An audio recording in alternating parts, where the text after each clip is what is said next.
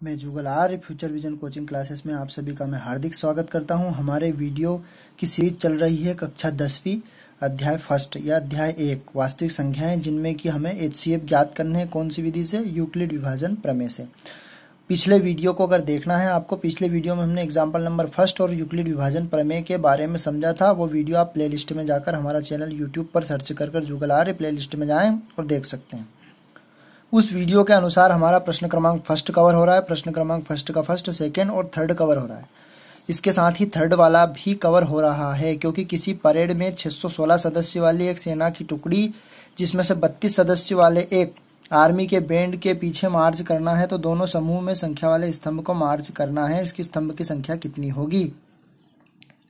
616 में यदि हम यूक्लिड विभाजन प्रमेय से भाग लगाते हैं तो हमारा एचसीएफ आता है, और उस एचसीएफ को हम अधिकतम संख्या स्तंभ की लिख सकते हैं। तो ये प्रश्न तो आपको होने वाले हैं, ये आप कर सकते हो। इन प्रश्नों को यदि आपको नहीं आते हैं तो कमेंट के माध्यम से हमें बताइए, वो प्रश्न हम आपको कवर करवा देंगे। आज हम इस वीडियो में प्रश्न क्रमांक दूसरा, प्रश्न क्रमांक चौथा और प्रश्न क्रमांक पांचवा वाला कवर करने वाले हैं। तो इसमें आइए हम सबसे पहले प्रश्न क्रमांक दूसरे को देखते हैं और आप सभी के सामने सोल्व करते हैं, जिससे कि 2 एग्जाम्पल बनने वाले हैं, दूसरा और तीसरा वो एग्जाम्पल आपको बनाने हैं। तो हम आगे बढ़ते हैं इस वीडियो में। तो आइए अब हम प्रश्न क्रमांक दूसरा यानी कि 1.1 प्रश्न वाली 1.1 का दर्शाइए कि किसी धनात्मक विषम पूर्णांक संख्या 6q+1, 6q+3 और 6q+5 के रूप का हो सकता है, जहां q एक पूर्णांक है। तो सोल्व करते हैं इसको। हम मान लेते हैं, माना a एक धनात्मक पूर्णांक संख्या है। अब a एक धनात्मक पूर्णांक संख्या है। अब इसमें विषम पूर्णांक संख्या के बारे में बताया है, तो जैसे मान लो 6q सभी जगह है, तो हम मान लेते हैं b बराबर 6q, और हम जानते हैं यूक्लिड विभाजन प्रमेय से, यहाँ लिखते हैं यूक्लिड विभाजन प्रमेय से। तो यूक्लिड विभाजन प्रमेय यदि आपको समझनी है, देखनी है, तो वो आप पुराने वीडियो में आप देख सकते हैं।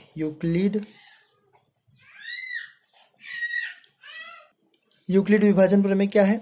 a बराबर BQ+R। कंडीशन है इसकी 0 बराबर है या छोटा है, किससे है? R से, और R छोटा है किससे? 6 से। यहाँ पर 6 है b का मान, इसलिए ये 6 से छोटा है। तब R की कितनी कंडीशन बनेगी? R की कंडीशन बनेगी 0, 1, 2, 3, 4 और ये 5, क्योंकि 6 बड़ा है तो 6 से छोटा R का मान आएगा। तब हम इनमें हमारे कितने केसेस बनेंगे या स्थितियां बनेगी? हिंदी मीडियम चल रहे हैं, लेकिन इंग्लिश मीडियम भी आप देखकर कवर कर सकते हैं। केस कितने बनेंगे? फर्स्ट, सेकेंड, थर्ड, फोर्थ, और कहाँ वैल्यूज रखाएंगे? आपकी यूक्लिड विभाजन प्रमेय में। अब हम इसको बताएंगे कि किस प्रकार से ये केस आपको रखने हैं। यदि स्थिति फर्स्ट आपको बनानी है, स्थिति फर्स्ट या केस फर्स्ट, तो उसमें r बराबर 0 जब रखते हैं तो हमारे पास a बराबर BQ+R है।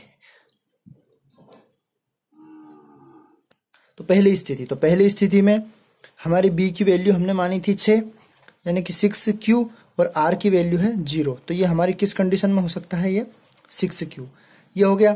फिर स्थिति नंबर 2, यानी कि कितने मान आए थे हमारे? केस सेकेंड मान आया था हमारे 5 तक, तो r बराबर यदि हम 1 रखते हैं तो इसी प्रकार की वैल्यू में हम रखेंगे, तो b मतलब 6q+1।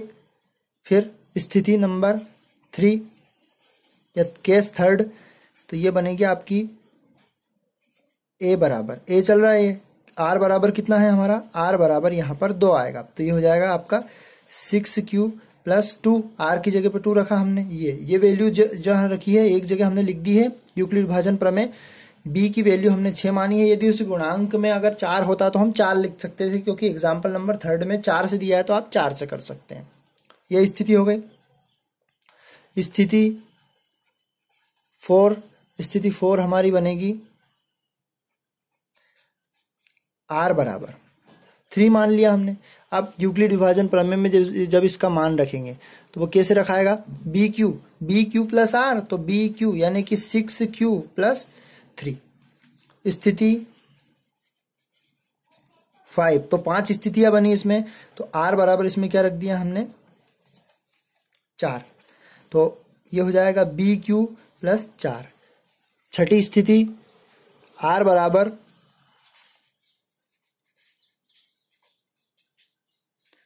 5। 6 नहीं रख सकते क्योंकि b बराबर जब 6 माना है हमने तो 6 से कम होना चाहिए, तो 0 1 2 3 4 5 तक रख दिए हमने, तो ये हो जाएगा 6Q प्लस 5। ये हमारी स्थितियां बन गई। अब इनमें हमारी कितनी स्थितियां बनी हैं 6Q, यहां से बनी हमारी स्थिति 6Q plus 6Q 6Q plus 1 6Q plus 2 6Q plus 3 और 6Q प्लस 4 6Q प्लस 5। ये स्थितियां हमारी बनी। अब इन स्थितियों में से हमें उसने प्रश्न में ये कहा गया है धनात्मक विषम पूर्णांक संख्या, तो ये स्थितियां मैं आपके सामने लिख देता हूं और आपको बता देता हूं कि किस प्रकार से हमें इसको आगे बढ़ाना है। स्थितियां हमारी आई सबसे पहले 6Q plus 1 6Q plus 2 6Q plus 3 6Q plus 4 और 6Q प्लस 5। प्रश्न में हमारा केवल कितनी स्थिति दी है, एक तो 6Q प्लस 1 6Q प्लस 3 और 6Q प्लस 5, क्योंकि यही धनात्मक विषम पूर्णांक संख्या के रूप में हम लिख सकते हैं। क्यों? क्योंकि यदि 6Q प्लस 2 और 6Q प्लस 4 ये सम संख्याएं हैं, क्योंकि ये 2 से विभाजित है, यानी कि इसके अंदर भी 2 का भाग चला जाएगा, इसमें भी 2 कॉमन लेके 2 कट जाएगा, इसमें से 2 कॉमन लेके ये भी कट जाएगा। तो इन 5 कंडीशन में बची कौन सी संख्या, तो अतः हम कह सकते हैं अतः कि किसी भी धनात्मक विषम पूर्णांक संख्या, अतः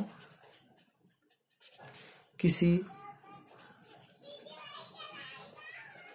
धनात्मक के रूप में होती है। अब इससे संबंधित प्रश्न, अब हम प्रश्न क्रमांक तीसरा वाला चौथा वाला कवर करेंगे। अब हम प्रश्न क्रमांक चौथा कवर कर रहे हैं। पहले प्रश्न पढ़ देता हूं आपको। यूक्लिड विभाजन प्रमेय का प्रयोग करके दर्शाइए कि किसी भी धनात्मक पूर्णांक संख्या का वर्ग किसी पूर्णांक m के लिए m 3m plus 3m plus 1 के रूप में हो सकता है। तो अब इसको सोल्व करते हैं, हम हल करते हैं। तो फिर वही मानते हैं, माना a एक धनात्मक पूर्णांक संख्या है, धनात्मक पूर्णांक संख्या है, तब b बराबर, यहाँ कंडीशन क्या है आपकी, 3 गुणांक है इसमें, तो b बराबर हम 3 मान लेते हैं।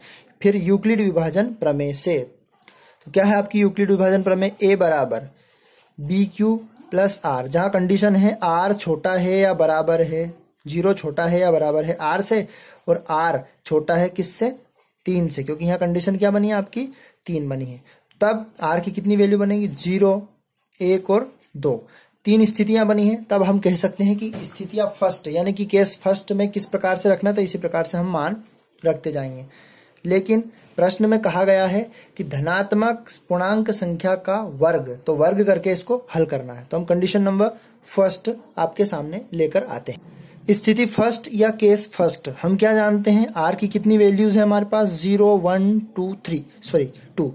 कैसे मालूम पड़ा हमें, क्योंकि प्रश्न में दिया गया है 3m प्लस 3m प्लस 1 के रूप में, तो b बराबर हमने 3 माना था, तो r का मतलब कंडीशन ये कह रही कि 3 से कम मतलब 0 1 2, तो r बराबर यदि हम 0 रखते हैं तो हमारा मान क्या है, a बराबर BQ plus r, BQ plus r, तो a बराबर b का मान कितना है, 3 है हमारा, q ऐसा कैसे रहेगा, और r का मान कितना है, 0। तो ये जब कंडीशन बनेगी आपकी, तो a बराबर 3q।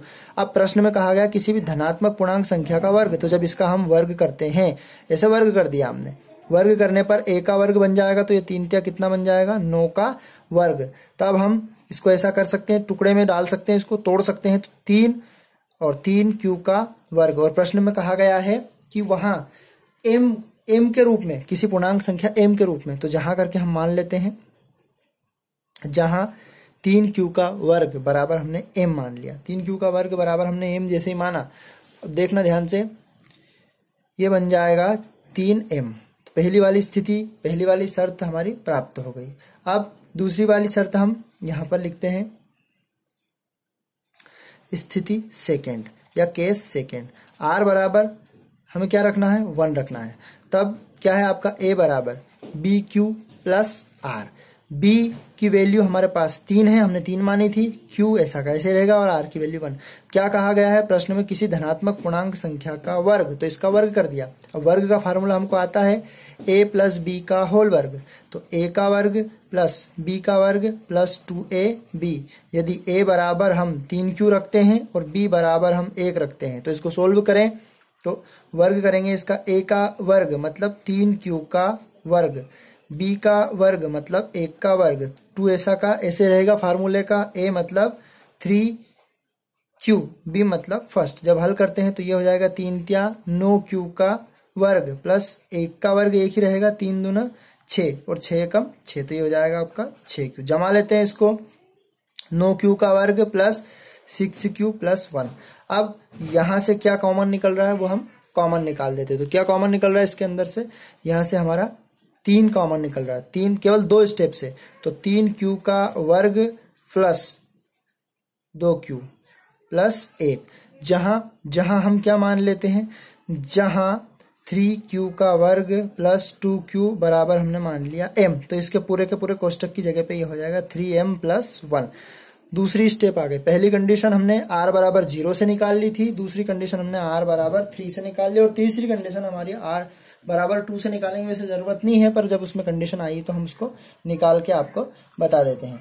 तीसरी वाली कंडीशन या तीसरी वाली स्थिति हम लेते हैं, इसकी स्थिति थर्ड हमारी, r बराबर 2 रख देते हैं, तो a बराबर बी क्यू प्लस आर है, तो a बराबर b हमने कितना माना था 3, q ऐसा कैसे रहेगा और r की जगह पे हम 2 रख देंगे। और प्रश्न में बोला गया किसी भी धनात्मक पूर्णांक संख्या का वर्ग, तो वर्ग करेंगे इसको, फार्मूला वही a का वर्ग मतलब 3q का वर्ग, b का वर्ग मतलब ये a है और ये b है, 2 का वर्ग 2ab, 2 into 3q plus into 2 हो जाएगा, ये हो जाएगा 9q का वर्ग प्लस 4, 3 2 जा 6, 6 2 जा 12, 3 दूना 6, 6 दूना 12 हो जाएगा 12q। अब इसको जमा लेते हैं, 9q का वर्ग प्लस 12q प्लस 4, क्योंकि QQ वाली संख्या एक तरफ आरोही क्रम में लिख ली हमने। अब इसमें से कॉमन क्या निकल रहा है, इसमें से इन दोनों स्टेप में से 3 कॉमन निकल रहा है, तो यहाँ बचेगा 3q का वर्ग प्लस 4q प्लस 4। जब हमने 3 इसमें से कॉमन निकाल लिया, 4 के अंदर से निकाला, 12 के अंदर से, 4 3 12 हो जाएगा। जहां करके हम मान लेंगे इसको, Q का जो रूप होता है वह M के रूप में होता है, 3Q का वर्ग प्लस 4 बराबर हम M मान लेते हैं, तो हमारी शर्त बनी 3M प्लस 4, ये कंडीशन बनी। अब हम लिख सकते हैं अतः पहली और दूसरी स्थिति में हमें प्राप्त हो गया था मान, लेकिन 3 अंक से छोटा आया था तो हम तीसरी स्थिति भी इसकी निकाल दी थी। अतः किसी धनात्मक पूर्णांक संख्या को 3m प्लस 1 के रूप का होता है। अब हम प्रश्न क्रमांक 5वां कवर कर रहे हैं। अभी चौथे वाले प्रश्न में हमने वर्ग से कवर किया था, इसमें घन से कवर करना है। यूक्लिड विभाजन, 5वां प्रश्न, यूक्लिड विभाजन प्रमेय का प्रयोग करके दर्शाइए कि किसी धनात्मक पूर्णांक संख्या का घन 9m प्लस 1 और 9m प्लस 8 के रूप में हो सकता है। देखना वहां पर हमने 9 जैसे गुणांक था वो गुणांक लिया था, लेकिन ये 3 का गुणांक 9 है, तो हम b बराबर यहाँ पर 3 रखेंगे या 3 रखेंगे। अब हम लिखते हैं, माना a एक धनात्मक पूर्णांक संख्या है, धनात्मक पूर्णांक संख्या है, और b बराबर हमने अभी आपको बताया यहाँ पर 9 3 से डिवाइड हो सकता है, तो यहाँ पर हम इसका गुणांक b बराबर 3 रखेंगे।